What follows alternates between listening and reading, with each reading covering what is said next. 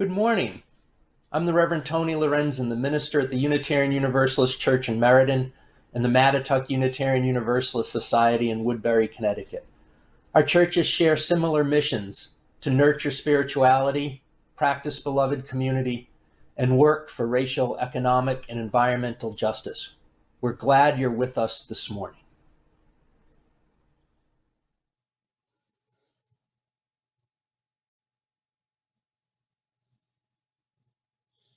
Good morning.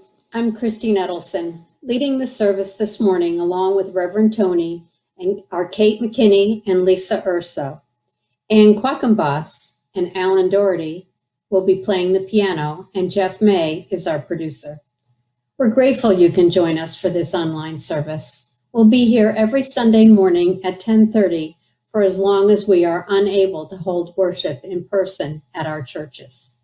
There's a lot going on right now, so keep up with what's happening by visiting our websites and Facebook frequently. Sign up for our weekly email newsletters. Next week after the service, you'll be able to join us for coffee hour on Zoom. That information will be on our websites as well. Thank you.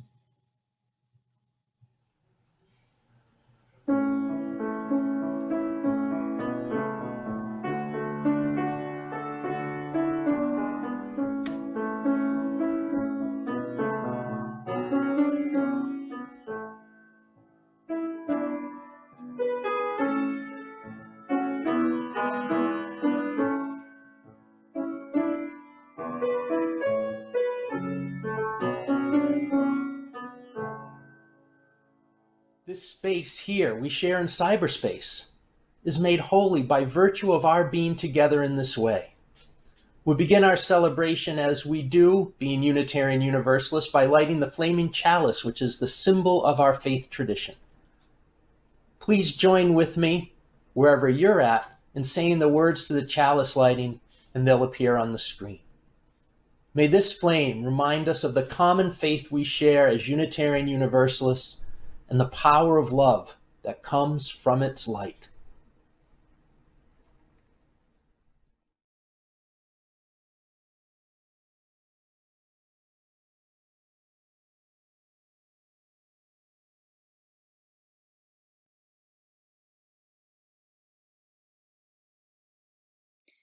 The parable of the raft from the Buddhist scriptures. The Buddha said, "Suppose a man were traveling along a path. He would see a great expanse of water, with the near shore scary and dangerous and risky. The far shore was peaceful and safe and free. But there wasn't a ferry boat or a bridge going from this shore to the other. The man thought, 'Here is this great body of water, and the shore I am on is scary and dangerous, but the other shore looks safe and peaceful and bright. Without a boat or a bridge, I can't get across.' The man sat and thought for a while. Then he had an idea. 'I know what to do,' he thought. 'I will gather grass, twigs, branches, and leaves and use vines to tie them together to make a small raft. I could paddle with my hands and feet while laying on the raft and make it safely to the other shore.' So that's what the man did. He made a small raft of twigs and branches, and he made it across to the other shore. When he was safely on the far shore, he thought, 'How useful this raft become to me. Because of this raft, I made it safely to this shore. I am going to carry this raft with me on my head or on my back so I can safely cross over to the next shore when I come to the next river or lake.' So he picked up his raft, hoisted it onto his back, and began to walk off into the distance. He was very pleased with himself for taking the raft along, and he hummed a happy tune as he walked. What do you think? Do you think the man was smart for carrying the raft with him on his back?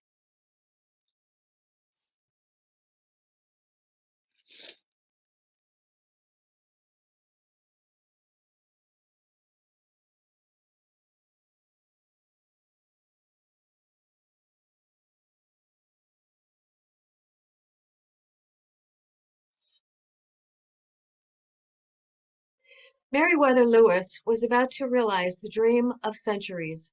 His name and his corps would be remembered as the discoverers of the highly prized Northwest Passage. He looked forward to letting the current swiftly whisk them to the Pacific.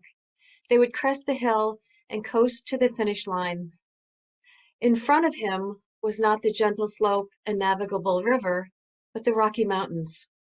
There was no Northwest Passage, no navigable river, no water route. At that moment, everything Lewis had imagined about his journey had changed. He thought the hardest part was behind him, but in truth, everything they had accomplished was only a prelude to what was in front of them. Lewis and Clark and the Corps of Discovery were about to go off the map and into uncharted territory. They would have to change plans, give up expectations, even reframe their entire mission. What lay before them was nothing like what was behind them. The true adventure, the real discovery, was just the beginning.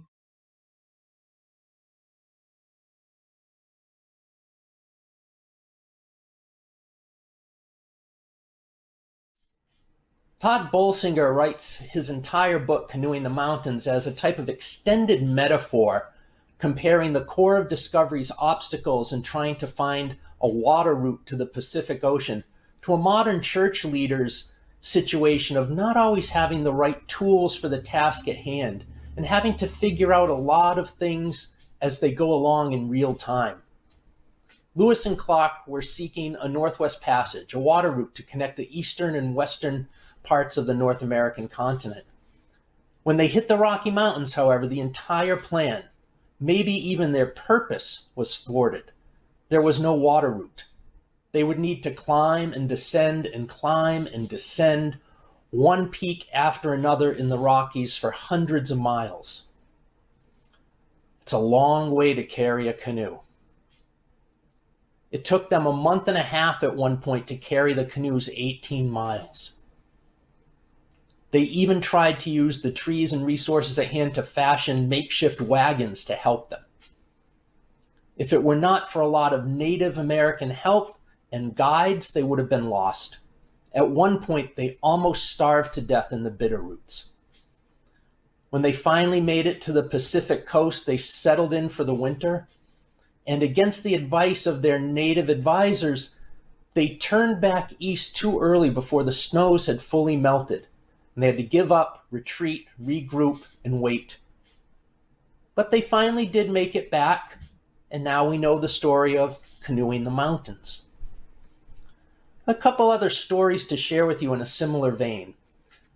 We've all been washing our hands a lot lately, and you'd think hand washing as a defense against disease and infection would be a very time-honored practice that goes back quite a ways.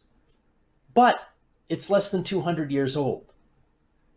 In 1846, a Hungarian doctor named Ignaz Semmelweis noticed there were a lot of mothers dying in maternity wards in his hospital from puerperal fever, a type of strep bacterial infection that followed the birth process.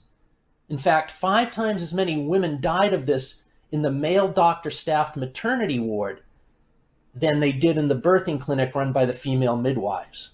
And he wondered why. He noticed some differences. The midwives had the women give birth on their sides, and the doctors had them deliver laying on their back. So Semmelweis had his doctors switch to side deliveries, but there was no difference in mortality rates. He tried a few other things based on his observances, but nothing made much of a difference. Frustrated, he took a vacation. And when he came back, he learned one of his colleagues, a pathologist at the hospital, had died of puerperal fever. So he knew it was not just a disease that affected women or just women who had given birth. He suspected it originated in the cadavers the pathologists worked with. And he recommended that anyone working with pathology or with the cadavers wash their hands in not only soap and water, but chlorine before they worked other places in the hospital. That way, the cadaver particles, he thought, or their miasma wouldn't be passed on to the women who were giving birth. And With his hand washing recommendation, the puerperal fever infection rate dropped drastically. So he encouraged all the doctors and all the medical students to wash their hands. And he got a lot of pushback and a lot of dissent. The doctors and the students thought that Semmelweis was blaming them for the infections and deaths. And they got really ticked off, and they refused to do the hand washing protocol. Eventually, Semmelweis left medicine. He ended up in a mental asylum where, ironically, he died of sepsis. And it's the story of Bill and Billy. Billy Beane's the vice president and minority owner of the Oakland A's baseball team. When he first became the team's general manager in the mid-90s, he was the first to have success building a team roster using the principles of what is called sabermetrics. And that term comes from the Society for American Baseball Research, that uses an empirical analysis system to evaluate baseball players based on objective statistical criteria. Sabermetrics was developed by a guy named Bill James during his job as a night watchman at a baked beans factory. He was trying to find out ways to help fantasy baseball players evaluate pros and pick the best ones for their games of fantasy baseball, where players earned points based on the real-life statistics of professional players. Baseball's always been a game of statistics, a way to measure the players of one era against the players of another. Batting average, how many hits, how many home runs, how many runs batted in, how many strikeouts, how many games does a pitcher win? Well, Bill James discovered that all along baseball has been using the wrong statistics to know if a player was actually any good. What mattered, he reasoned, was winning games. And to win games, you needed to score the most runs. And to score runs, you needed to get your players safely on base. And the team that's best at getting on base will score the most runs and win the most games. Players get on base by hitting the ball safely or by getting a walk, which is when the pitcher throws 4 pitches that miss the strike zone. Those are called balls. 4 balls, a walk. Players who get on base a lot tend to score more often, and it doesn't matter if they get a hit to get on base or a walk to get on base. Players who get big hits, doubles, triples, and home runs, score even more because their hits get them closer to home to begin with. So the statistic James comes up with to measure this is called on-base plus slugging, which is the on-base percentage.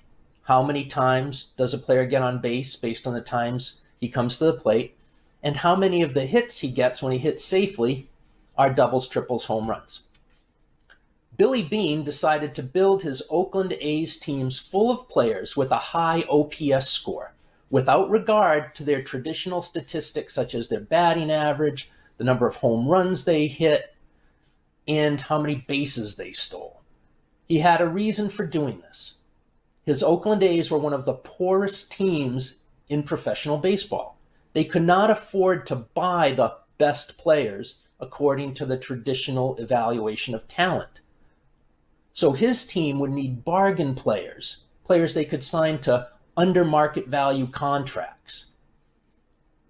When Billy Beane started using his Bill James analysis, his team improved and in a few years was making the playoffs on a regular basis. Beane's use of sabermetrics was called Moneyball by author Michael Lewis when he wrote a book about Beane's new way of doing things. At first, it wasn't easy for Billy Beane to get even his own team's manager and coaches and scouts to trust in his new method, because it wasn't the way baseball had always evaluated players. It wasn't the way we've always done it. Traditionally, baseball coaches and scouts would know what a good player looked like, the form of their swing, how much power they showed when hitting the ball, how fast they could run. Sabermetrics says these things don't matter nearly as much as one other fact. How well does the player get on base? As Todd Bolsinger points out in his book, Lewis and Clark's journey once they hit the Rockies was nothing like the journey that got them to the Rockies. Much of it became overland and in terrain they'd never experienced in their entire lives. for the eastern part of the continent had no mountain range like the Rockies. They did the best they could with what they had, much like all of us are doing right now in many areas of our lives. If you're watching this sermon, well, this is being recorded because we had a lot of trouble recording our sermon earlier in the day. We're doing the best we can with new situations. And this pandemic will end, but things will not return exactly to the way they were. And it becomes increasingly evident that much like Lewis and Clark found out, the journey ahead of us, in many, many ways, will be nothing like the journey behind us. We are learning that the veneer covering up the massive inadequacies of cultural, political, and economic systems in our society is so thin, it's virtually transparent. Our economy is grinding to a halt over a couple of weeks. The underemployed, underinsured, and undervalued people of America have so little, it's rapidly turning into nothing before our eyes. We don't have the tools we need for a time such as this. We're canoeing the mountains. Right now, we don't need a capitalist economy that puts profit before people's lives. We don't need a for-profit health insurance system that puts profit before people's lives. What we need is basic guaranteed income, and we need health care as a basic human right. There are ideas out there and knowledge, but try as they might, people with those ideas and the people who would try the new creative solutions are ignored by the powerful and profit hoarding, just as Semmelweis's medical students and doctors ignored his suggestion to wash their hands. Semmelweis knew the doctors weren't using the right tool for the job, and he gave them the right tool, and they turned their back on it. Nonsense, they thought. How could washing my hands or not affect or infect my patients? Imagine how Semmelweis felt. It's truly maddening to watch things remain worse than they have to be because old men are too proud to admit they didn't know the answer, or try something new, or try something they didn't think of themselves, largely because it wasn't the way it's always been done. This refusal to use the correct tool for the job and thereby condemn to failure what can easily be more successful is causing us all a lot of anxiety lately as we watch our government blunder their way through a national emergency as if unaware or unconcerned that this is a matter of life and death. Their lack of intelligence and their lack of competence condemning more and more people every day to needless suffering. A decade after Billy Beane started using his sabermetrics, his A's made the playoffs a lot, but they didn't do well in the playoffs. And some people doubted his system, but the Florida Marlins and Tampa Bay Rays, two of the other poor teams in the league, used his system and made it to the World Series, and the Marlins even won. And now baseball considers sabermetrics a best practice. Everyone uses it. But when Bill James first published the ideas, no one listened, and when Billy Beane first tried them, no one believed it would work. And now it's just the new normal in baseball. 3 weeks ago, many of you didn't know that the video conferencing app Zoom existed, never mind how to use it. 6 months ago, neither congregation that's helping to produce this service video recorded their sermons every week, never mind live stream them every week. And now, this is our new normal. All of us right now are canoeing the mountains, learning Moneyball on the fly. And we are getting better at washing our hands. In many ways, for many things, the way we've always done it has ground to a halt. The tools we arrived here with aren't necessarily the ones we're going to need going forward. The way we do things going forward will be different from how we did them before coronavirus showed up. At home, at work, at school, we've hit the Rocky Mountains. But we don't need to carry the rafts and canoes on our backs until the river flows again. We may be in the mountains for a while, and we can build new rafts and new canoes when we need them. But what do we do now? Well, one thing we need to do is combat social distancing with distance socializing. We need to be more intentional in creating community and staying in touch with one another than we were before. We need to use our technology not as mere entertainment, but as an intentional tool for maintaining relationships and learning and working and worshiping. At the same time, we need to remember that while we're using technology intentionally, we must not forget to exercise and get outside and spend enough time off the screen as well. I believe in our isolation, we will relearn the need we have for one another, that the very lives of others are quite literally in our washed hands. Not just during COVID-19 outbreaks, but each and every day. We quite actually are our brothers and sisters' keeper. How we behave impacts whether or not others live or die. And this is true every day in decisions we make about how to live, how to be politically active, how to use our privilege to dismantle white supremacy culture and heteronormative patriarchy and income inequality and save the life of the very planet we live on. Yes, life and death is part of what we decide every day by how we live our lives. We are learning we need to be able to risk doing things differently. School at home, working online, coffee hour at church on social media. In church, we're learning the importance of having easy and obvious online sign-up access to our email newsletter and easy ways to make donations online. Going forward, we're going to need the creativity and courage of Lewis and Clark and Semmelweis and Bean. They all could have made different choices. The Corps of Discovery could have turned around and came back home when they hit the Rockies. Semmelweis could not have tried to promote hand washing. He may have stayed in the medical field longer. Bean could have not rocked the boat with his own coaches and scouts. Each of them risked failing. And in a way, Semmelweis did. And yet each one of those people made profound and lasting impacts on our culture. We need to trust ourselves now to be as creative and as willing to fail in order to succeed as they were, as we try new ways of being church and being community during this time. We need to watch our own behavior and be less like Bean's coaches and Semmelweis's doctors, and more like Lewis and Clark's company that learned haltingly how to trust the wisdom of a woman of color and to be forgiving of their leaders when decisions proved to be poor ones, and rally round them as they organized another try and a different approach. For like Lewis and Clark and their Corps of Discovery, we are relying on each other for our very lives, and we truly are all in this together.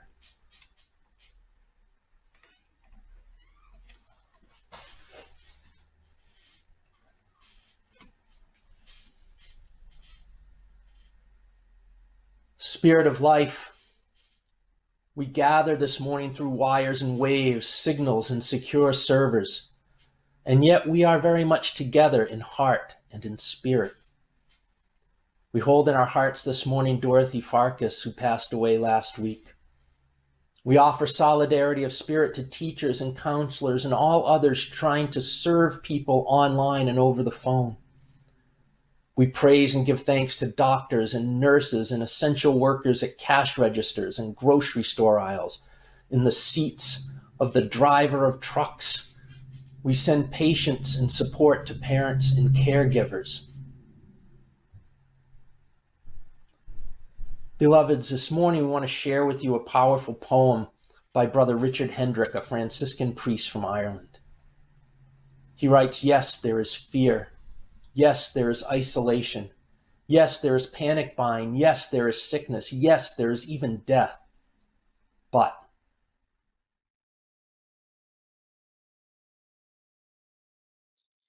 They say that in Wuhan, after so many years of noise, you can hear the birds again. They say that after just a few weeks of quiet, the sky is no longer thick with fumes, but blue and gray and clear. They say that in the streets of Assisi, people are singing to each other across the empty squares, keeping their windows open so that those who are alone may hear the sounds of family around them. They say that a hotel in the west of Ireland is offering free meals and delivery to the housebound. Today, a young woman I know is busy spreading flyers with her number throughout the neighborhood so that the elders may have someone to call on.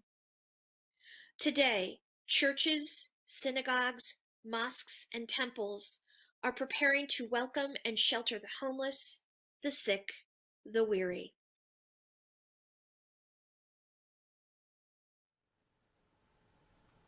All over the world, people are slowing down and reflecting. All over the world, people are looking at their neighbors in a new way. All over the world, people are waking up to a new reality, to how big we really are, to how little control we really have, to what really matters, to love. So we pray and we remember that, yes, there is fear, but there does not have to be hate. Yes, there is isolation, but there does not have to be loneliness. Yes, there is panic buying, but there does not have to be meanness. Yes, there is sickness, but there does not have to be disease of the soul. Yes, there is even death, but there can always be a rebirth of love. So wake to the choices you make as to how to live now. Today, breathe. Listen.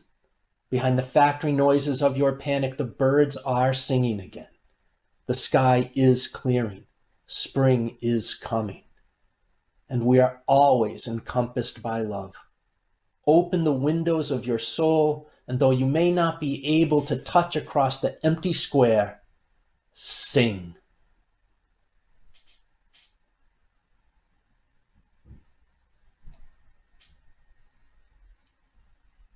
Even though we're not meaning.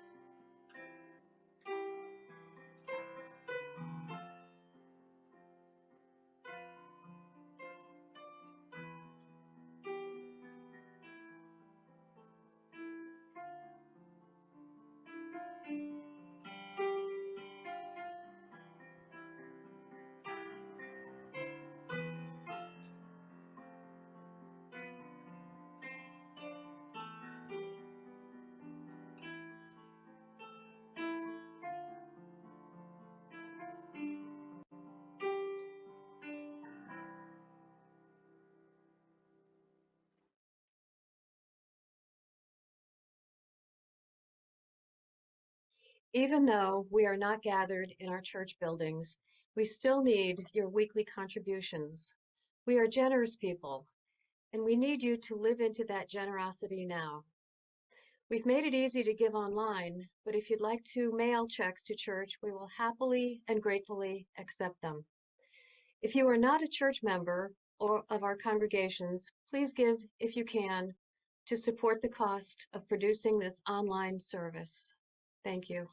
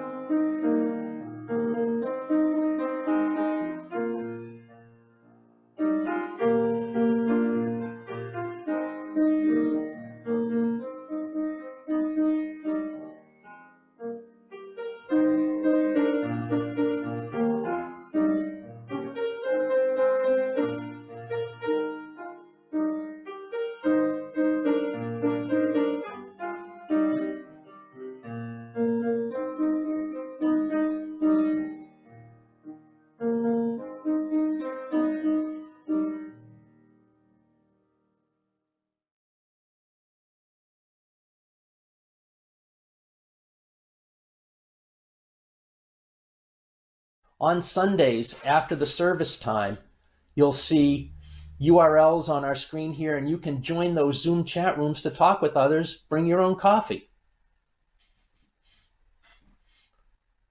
This service is ending, and we extinguish our chalice, but we always keep the flame with us in our hearts. Continue to be kind and courageous and compassionate. We will get through this time together. I love you. Dearest holy ones, go in peace.